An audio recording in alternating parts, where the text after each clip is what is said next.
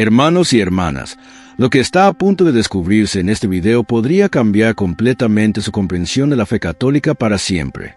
El 7 de octubre de 2025, en el corazón mismo del Vaticano, el Papa León XIV firmó un documento que ha dividido a millones de fieles en todo el mundo. Un decreto explosivo que algunos llaman revolucionario y otros consideran sacrilegio. Prepárese porque lo que va a escuchar hoy desafiará todo lo que creía saber sobre la devoción mariana y podría sacudir los cimientos de su fe. Las campanas de todas las iglesias de Roma deberían haber sonado ese día, pero el Vaticano mantuvo un silencio sepulcral durante semanas. ¿Por qué? ¿Qué secreto tan devastador esconde este documento titulado Mater Populi Fidelis que ha provocado protestas masivas, división entre cardenales y lágrimas de millones de devotos en todo el planeta? Estimado amigo y amiga fiel, este video contiene información que jamás se escuchó en ninguna homilía. Información que podría ser censurada en cualquier momento. Por eso le pido 3 cosas urgentes ahora mismo. Primero, presione el botón rojo de suscribirse inmediatamente porque este canal corre peligro de ser silenciado por revelar estas verdades prohibidas. Segundo, active la campanita de notificaciones porque YouTube está ocultando nuestros videos a los fieles. Tercero, deje un like en este preciso momento para que este mensaje llegue a millones de católicos que necesitan conocer la verdad. Escriba en los comentarios su nombre y su ciudad para que juntos oremos por esta crisis sin precedentes que atraviesa nuestra Santa Iglesia. Que Dios lo bendiga poderosamente en cada segundo que escuche con atención esta revelación histórica. La fecha 7 de octubre de 2025 quedará marcada para siempre en la historia del catolicismo. Mientras millones de fieles celebraban la memoria litúrgica de Nuestra Señora del Rosario, en los pasillos secretos del Dicasterio para la Doctrina de la Fe, el cardenal argentino Víctor Manuel Fernández, conocido como Tucho, entregaba al Papa León XIV el documento más controvertido de los últimos 100 años. Un texto de 80 puntos que algunos teólogos comparan con las 95 tesis de Martín Lutero que dividieron el cristianismo hace 500 años. ¿Exageración? Escuche hasta el final y juzgue usted mismo. El título del documento parece inocente, Mater Populi Fidelis, Madre del Pueblo Fiel. Pero detrás de estas palabras latinas se esconde una bomba teológica capaz de hacer temblar 16 siglos de tradición mariana. Porque el Papa León XIV, continuando la línea de su predecesor Francisco, ha dicho finalmente con absoluta claridad lo que ningún pontífice en la historia se atrevió a declarar de manera tan contundente y definitiva. La Virgen María no es corredentora, no es mediadora de todas las gracias, no puede salvarnos. Y quien afirme lo contrario está cayendo en un error teológico gravísimo que roza la herejía. ¿Puede creerlo? Después de siglos en los que millones de católicos han rezado pidiendo a María que los salve, que los redima, que interceda por ellos como si tuviera poder divino para otorgar la salvación, ahora el Vaticano declara que todo eso es una desviación peligrosa de la verdadera doctrina cristiana. Las redes sociales explotaron. Grupos tradicionalistas católicos llamaron al documento nefasto, herético e incluso satánico. Hubo sacerdotes que lloraron en el púlpito, fieles que rompieron sus rosarios en señal de protesta, comunidades enteras que amenazaron con abandonar la iglesia. Pero también hubo teólogos que celebraron lo que consideran el mayor acto de valentía papal en décadas, una purificación necesaria de desviaciones que han contaminado el cristianismo durante siglos. Entonces, ¿quién tiene la razón? ¿Es este decreto un ataque contra la Virgen María o es la defensa más poderosa de su verdadero papel en la historia de la salvación? ¿Está el Papa León XIV destruyendo la devoción mariana o está salvándola de convertirse en una forma de paganismo encubierto? Y la pregunta más inquietante de todas, ¿por qué el Vaticano esperó siglos para aclarar esto? ¿Qué intereses ocultos han mantenido esta confusión durante tanto tiempo? No se mueva de su pantalla porque en los próximos minutos va a descubrir revelaciones que podrían cambiar su vida espiritual para siempre. Para entender la magnitud de este terremoto teológico, debemos retroceder en el tiempo. El título corredentora no apareció en el Evangelio. No fue mencionado por los apóstoles. No lo enseñaron los primeros padres de la Iglesia. Este término explosivo surgió por primera vez en el siglo XV, en plena Edad Media, cuando la devoción mariana comenzó a alcanzar niveles que algunos historiadores describen como excesivos e incluso peligrosos. La palabra misma es reveladora. Corredentora. El prefijo seo significa con, junto, igual. como copiloto que pilota junto con el piloto, como coautor que escribe junto con otro autor. Entonces, corredentora significaría literalmente que María redime junto con Cristo, en el mismo nivel, con el mismo poder. Durante siglos, esta expresión fue utilizada por algunos papas sin demasiadas explicaciones. San Pío X la usó. Pío XI la mencionó en varias ocasiones. Pío XII la empleó en algunos discursos, pero siempre de manera ambigua, sin definición dogmática clara. Y aquí está el problema que el documento del Papa León XIV expone sin piedad. Cuando algo requiere constantes explicaciones para evitar malentendidos, cuando un título genera más confusión que claridad, entonces no sirve para la fe del pueblo de Dios. Es más, es peligroso, porque mientras los teólogos debaten sutilezas en latín, millones de fieles sencillos están desarrollando una comprensión distorsionada de quién es María y cuál es su verdadero papel. El documento cita investigaciones escalofriantes realizadas por el Vaticano durante los últimos años. En comunidades católicas de todo el mundo, se estudió la proporción de oraciones dirigidas a María comparadas con oraciones dirigidas al Dios Padre o a Jesucristo. Los resultados fueron devastadores.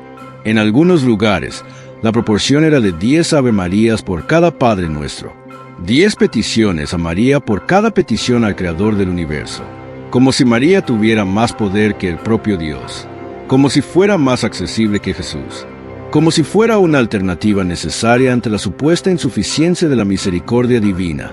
Y aquí viene la parte más impactante. El cardenal Joseph Ratzinger, quien más tarde sería el Papa Benedicto XVI, ya había advertido sobre este peligro en 1996.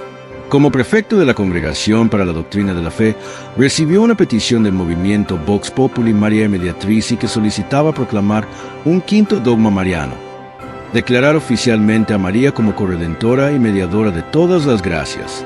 La respuesta de Ratzinger fue contundente y profética.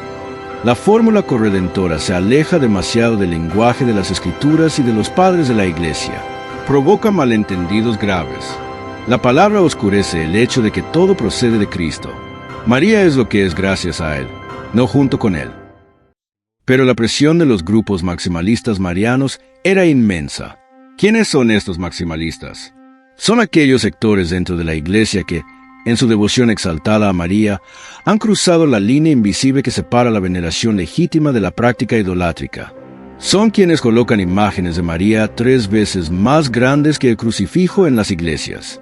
Quienes rezan exclusivamente a María, nunca a Cristo. Quienes creen que María puede estar en 1000 lugares al mismo tiempo, atributo que solo corresponde a Dios. Quienes han transformado a la humilde sierva del Señor en algo parecido a la cuarta persona de la Santísima Trinidad. El Papa Francisco fue aún más directo y casi brutal en sus declaraciones. En al menos 3 ocasiones públicas, expresó su posición claramente contraria al título de corredentora. Sus palabras son demoledoras. María jamás quiso parasitomar algo de su hijo. Jamás se presentó como corredentora. No, fue discípula. El Redentor es uno solo y este título no se duplica. Cristo es el único Redentor. No hay corredentores con Cristo. Nuestra Señora no quiso quitarle ningún título a Jesús. No pidió para sí misma ser cuasi redentora o corredentora. No. ¿Entiende la gravedad de estas palabras? El Papa estaba diciendo que atribuir a María el título de corredentora es ir contra la voluntad de la propia María. Es hacer con ella lo que ella nunca quiso que se hiciera. Es, paradójicamente, deshonrarla al intentar honrarla demasiado. Es como elogiar a la Mona Lisa diciendo que ella se pintó a sí misma, cuando su gloria máxima es ser la obra maestra de Leonardo da Vinci, no ser el artista. Pero entonces, ¿por qué tantos católicos devotos se resisten ferozmente a aceptar esta clarificación? ¿Por qué grupos tradicionalistas están acusando al Papa León XIV de protestantizar la Iglesia? ¿Por qué algunos sacerdotes afirman que este decreto destruye siglos de tradición sagrada? La respuesta es compleja y dolorosa, porque durante generaciones, muchos católicos han construido su vida espiritual entera sobre una comprensión errónea del papel de María. Han sido enseñados, a veces por sacerdotes bien intencionados pero teológicamente imprecisos, que María es prácticamente igual a Cristo en poder salvífico, que ella puede salvarlos directamente. que es una especie de puerta de emergencia al cielo cuando la puerta principal parece demasiado exigente. Ahora el Vaticano les está diciendo, eso es falso. María no puede salvarte. Solo Cristo salva.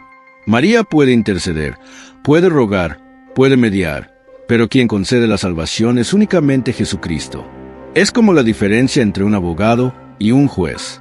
El mejor abogado del mundo puede hacer la defensa más brillante, pero quien dicta la sentencia final es el juez. María es nuestra abogada poderosa ante el tribunal divino, pero Cristo es el único juez que puede absolver o condenar. El documento Mater Populi Fidelis es devastadoramente claro en este punto. La obra redentora de Cristo fue perfecta y no necesita añadido alguno. Ni la Iglesia ni María pueden reemplazar o perfeccionar la obra del Hijo de Dios encarnado.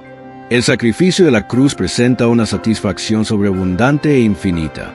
No necesita ser completado. No necesita ayudantes. No necesita corredentores. Pero aquí viene una revelación escandalosa que pocos conocen. Incluso San Juan Pablo II, el papa más mariano del siglo XX, utilizó el término corredentora en al menos 7 ocasiones durante su pontificado. ¿Significa esto que Juan Pablo II estaba equivocado? El documento del Vaticano aclara esto con una sutileza diplomática magistral. Explica que Juan Pablo II usó la expresión siempre en un contexto espiritual muy específico, refiriéndose al valor del sufrimiento ofrecido junto al Cristo. Destacaba como María, al pie de la cruz, unió su dolor al sacrificio redentor de su Hijo, pero nunca lo propuso como doctrina dogmática. Nunca sugirió que María tenía poder salvífico propio. La diferencia es crucial. Una cosa es decir que María cooperó con Cristo en un sentido subordinado y participativo. Otra cosa completamente diferente es decir que María es corredentora, sugiriendo un papel de salvación paralelo o equivalente al de Cristo. La primera afirmación es ortodoxa, la segunda es herética. Y durante siglos, esta distinción no fue enseñada claramente al pueblo fiel, generando una confusión masiva que ha distorsionado la comprensión católica de la salvación. Los teólogos consultados por el Vaticano descubrieron algo alarmante. En encuestas realizadas en parroquias de América Latina, Asia y Europa, un porcentaje altísimo de católicos creía que María tiene poder propio para salvar almas, independiente de Cristo. Muchos pensaban que rezar a María era más efectivo que rezar a Jesús porque ella es más comprensiva, más maternal, más dispuesta a perdonar. Esta creencia, por muy extendida y bien intencionada que sea, representa una desviación fundamental de la fe cristiana. Es, en esencia, una forma de paganismo encubierto donde María ocupa el lugar de las antiguas diosas madres de las religiones precristianas. El Concilio Ecuménico Vaticano II, celebrado entre 1962 y 1965, ya había evitado deliberadamente usar el título de corredentora. Las actas de concilio revelan que esta decisión fue tomada por razones dogmáticas, pastorales y ecuménicas. Dogmáticas porque el término no está sustentado en la Escritura ni en la tradición apostólica auténtica. Pastorales porque generaba confusión entre los fieles. Ecuménicas porque era un obstáculo gigantesco para el diálogo con otras iglesias cristianas que ven en esta exaltación mariana una prueba de que el catolicismo se ha desviado del evangelio original. Los protestantes han señalado durante 500 años que la Iglesia Católica ha elevado a María a un estatus casi divino, convirtiendo el cristianismo en una religión donde hay 2 salvadores en lugar de uno. Durante siglos, los católicos respondieron defensivamente, acusando a los protestantes de no honrar suficientemente a la Madre de Dios. Pero ahora, con este documento, el Vaticano está diciendo algo extraordinario. En ciertos aspectos, los protestantes tenían razón. La devoción mariana católica se había desviado en direcciones peligrosas que oscurecían la centralidad absoluta de Cristo. Esta admisión implícita es revolucionaria, es humilde, es valiente, pero también es dolorosa para millones de católicos que sienten que su forma de rezar, transmitida de abuelas a madres a hijas durante generaciones, está siendo declarada incorrecta. ¿Cómo procesar este dolor? ¿Cómo reconciliarse con la idea de que décadas de rosarios, novenas y consagraciones marianas podrían haber estado basadas en una comprensión teológicamente imperfecta? El cardenal Fernández, en la presentación del documento, intentó suavizar el golpe. Explicó que el decreto no menosprecia a María. Al contrario, la magnifica presentándola en su verdadera grandeza. No la disminuye, la reposiciona. La contempla desde una perspectiva más auténtica y más acorde con la mariología bíblica. La gloria máxima de María no es ser casi Dios, sino ser la criatura más perfecta de Dios, la primera y más perfecta discípula de Cristo, el modelo supremo de fe, obediencia y entrega al plan divino. Pero muchos católicos no están convencidos. En las redes sociales, las reacciones han sido violentas. Hay publicaciones que acusan al Papa de traicionar la tradición. Otros lo llaman modernista, progresista, incluso infiltrado. Algunos grupos tradicionalistas extremos insinúan que el Papa no está actuando bajo la guía del Espíritu Santo, sino bajo la influencia de fuerzas que quieren debilitar la Iglesia desde dentro. Las teorías conspirativas se multiplican. Que el documento es parte de una agenda masónica que busca protestantizar el catolicismo, que es una rendición ante el secularismo moderno. Y en este mar de confusión, dolor, ira y miedo, surge la pregunta que nadie quiere hacer pero que todos están pensando. ¿Y si hemos estado equivocados durante siglos? ¿Y si nuestra devoción mariana, por muy sincera que sea, ha cruzado líneas que nunca debieron cruzarse? ¿Y si al intentar honrar a María, hemos terminado deshonrando a Cristo? No se mueva porque lo que viene a continuación es aún más impactante. Amigo y amiga fiel, si ha llegado hasta aquí, gracias por su valentía a buscar la verdad incluso cuando es incómoda. Ahora viene la parte donde examinaremos las Escrituras para ver qué dice realmente la palabra de Dios sobre este tema explosivo.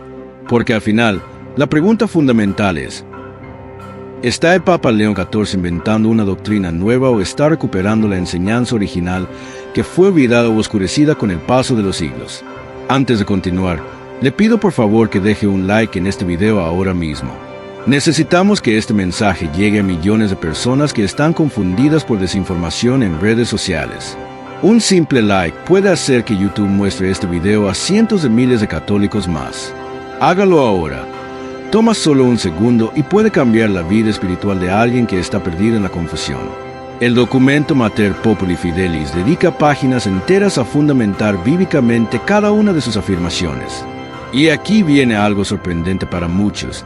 En ninguna parte de la Biblia se llama a María corredentora. Ninguna. Ni en el Antiguo Testamento que profetiza sobre ella, ni en los Evangelios que narran su vida, ni en las epístolas apostólicas, ni en el Apocalipsis. El término simplemente no existe en las Sagradas Escrituras. Más aún, cuando examinamos lo que la Biblia sí dice sobre María, encontramos un patrón consistente y claro. En todas las apariciones de María en los Evangelios, su papel es siempre el mismo: señalar hacia Cristo, nunca hacia sí misma. Vayamos a los textos fundamentales. En la Anunciación, Lucas 1:38, María dice: «He aquí la esclava del Señor, hágase mi según tu palabra». No otras palabras: esclava, no reina todopoderosa.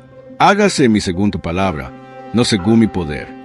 En las bodas de Caná, el único consejo que María da en toda la Escritura es: hagan todo lo que Él les diga. No dice hagan lo que yo les diga. No se pone a sí misma como intermediaria obligatoria. Dice: vayan a Jesús, obedezcan a Jesús, confíen en Jesús. Este versículo es devastador para la teoría de María como corredentora porque muestra que la propia María entiende su papel como de señalar hacia su Hijo, no de atraer atención hacia sí misma. En el Calvario, Juan 19, 25-27, María está al pie de la cruz. Los defensores del título corredentora señalan este momento como prueba de su corredención. Argumentan: ella sufrió junto a Cristo, ofreció su dolor junto a Él, fue parte del acto redentor. Pero el documento Vaticano hace una distinción crucial que destroza este argumento. Sufrir junto a Cristo no es lo mismo que redimir junto a Cristo. Todos los cristianos están llamados a unir sus sufrimientos a los de Cristo. Pablo mismo dice en Colosenses 1:24 que completa en su carne lo que falta a los padecimientos de Cristo. ¿Significa esto que Pablo es corredentor? No. Significa que participa de los sufrimientos, pero no de la eficacia salvífica que proviene exclusivamente de la naturaleza divina de Cristo. María estuvo al pie de la cruz sufriendo como madre, pero no estaba clavada en la cruz muriendo como sacrificio expiatorio. Solo la sangre de Cristo, siendo el Dios encarnado, tenía valor infinito para pagar el precio infinito de pecado de toda la humanidad. La sangre de María, por más santa que fuera, no tenía este valor porque ella era criatura, no creadora. Esto no disminuye su sufrimiento ni su papel, pero lo coloca en su dimensión correcta.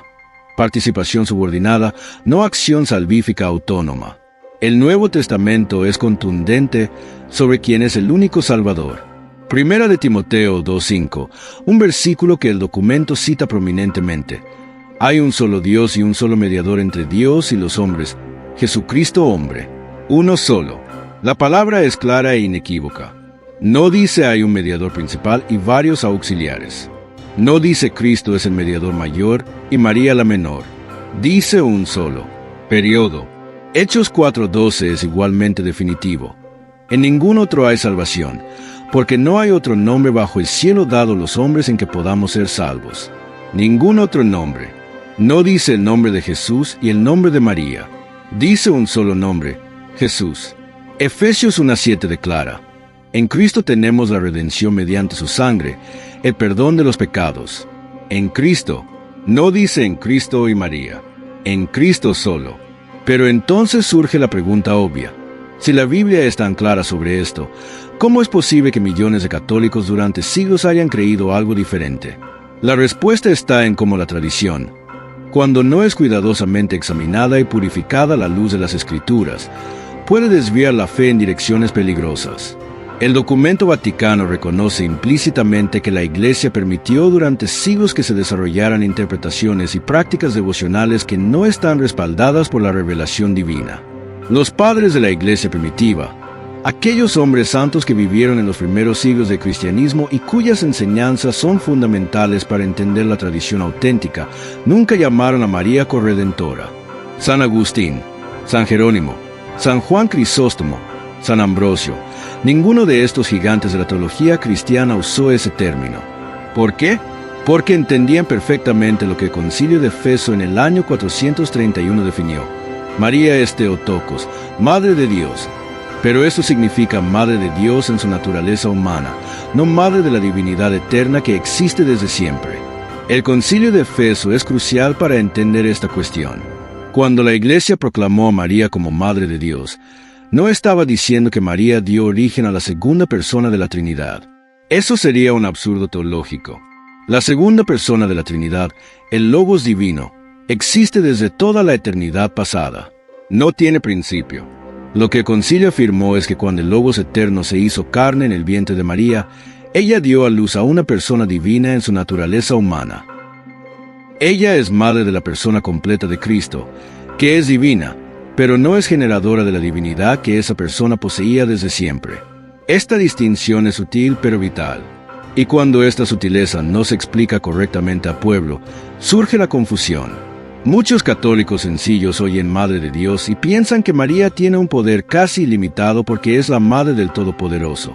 Piensan, si es Madre de Dios, entonces Dios debe obedecerla, entonces puede mandarlo a hacer lo que ella quiera, entonces es prácticamente omnipotente por extensión. Esta lógica popular, aunque comprensible, es teológicamente errónea y espiritualmente peligrosa. El documento del Papa León XIV trae un dato escalofriante que debería hacer temblar a todo católico sincero. En muchas regiones del mundo católico, especialmente en América Latina y Filipinas, se han documentado prácticas devocionales donde María es tratada con adoración, no con veneración. ¿Cuál es la diferencia? Adoración es el culto supremo que se debe solo a Dios. Veneración es el honor profundo que se puede dar a los santos.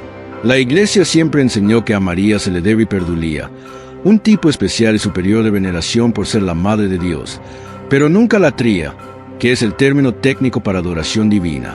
Pero en la práctica, en millones de hogares católicos, esta distinción se ha borrado completamente. Hay altares donde la imagen de María es más grande, más ornamentada, más iluminada que la de Cristo. Hay personas que rezan exclusivamente a María, que le atribuyen milagros como si los realizara por poder propio, que la invocan como si fuera una diosa a quien se le ofrece devoción en intercambio de favores. Esto, dice Vaticano sin rodeos, es paganismo católico. Es la infiltración de estructuras religiosas precristianas dentro de la fe cristiana. Los teólogos tienen un término para esto: sincretismo religioso. En muchas culturas donde el cristianismo llegó después de que existieran religiones con diosas madres poderosas, como la Pachamama en los Andes, Coatlicue en Mesoamérica, Isis en Egipto, Artemisa en Efeso, María fue identificada inconscientemente con estas figuras femeninas divinas. No se realizó una conversión completa de la mentalidad pagana a la cristiana. En cambio, se produjo una fusión donde María asumió características y funciones que en las religiones anteriores correspondían a deidades femeninas. Este fenómeno no es nuevo ni es un secreto. Antropólogos e historiadores de la religión lo han documentado extensamente, pero la Iglesia, durante siglos, fue ambigua al respecto. A veces lo toleró porque facilitaba la evangelización. Permitir que los recién convertidos mantuvieran cierta continuidad con sus prácticas religiosas anteriores hacía la transición menos traumática. Pero el costo de esta ambigüedad pastoral fue una distorsión masiva de la doctrina cristiana sobre la salvación. El cardenal Ratzinger, en escritos que ahora el documento retoma, fue brutalmente honesto sobre esto. Escribió que la fórmula corredentora se aleja tanto del lenguaje bíblico que provoca malentendidos inevitables. Cuando una expresión requiere explicaciones constantes y complicadas para evitar herejías, entonces esa expresión no debe ser usada. Es como tener un medicamento que puede curar pero que si no se dosifica con precisión milimétrica mata al paciente. Mejor no usarlo y buscar alternativas más seguras. Ahora, hay católicos que argumentan, pero la Iglesia no puede equivocarse porque el Espíritu Santo la guía. Este documento entonces contradice el magisterio anterior, lo que es imposible. Esta objeción revela una comprensión infantil de lo que significa la infalibilidad papal. El Papa es infalible solo cuando habla ex cátedra sobre cuestiones de fe y moral, cumpliendo condiciones muy específicas. Nunca ningún Papa proclamó dogmáticamente que María es corredentora. Por lo tanto, decir ahora que ese título es inapropiado no contradice ningún dogma previo. Lo que el Papa León XIV está haciendo es ejercer el magisterio ordinario para clarificar una cuestión que quedó ambigua durante demasiado tiempo.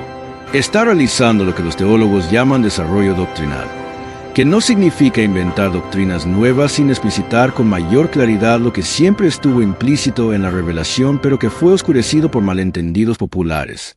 La Escritura es cristalina. Cristo es el único mediador, el único redentor, el único salvador.